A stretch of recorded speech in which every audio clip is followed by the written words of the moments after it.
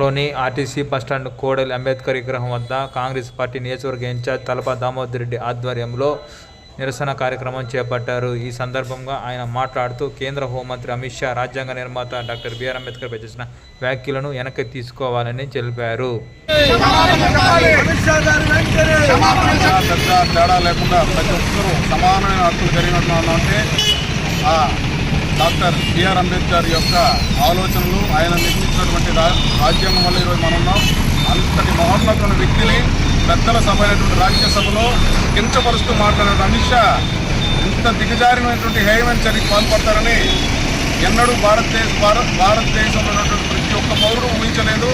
ఈరోజు అంబేద్కర్ గారికి జరిగినటువంటి అవమానం కాదు, అది భారతదేశంలో ఉన్న ప్రతి ఒక్క పౌరుడికి జరిగిన అవమానంగా భావించి వెంటనే అమిత్ షా గారు రాజీనామా చేస్తూ డాక్టర్ బిఆర్ అంబేద్కర్ గారికి క్షమాపణ చెప్పవలసిందిగా Indian National Congress party Srikalahasti నియోజకవర్గం తరఫున మేమందరూ డిమాండ్ చేస్తున్నాం.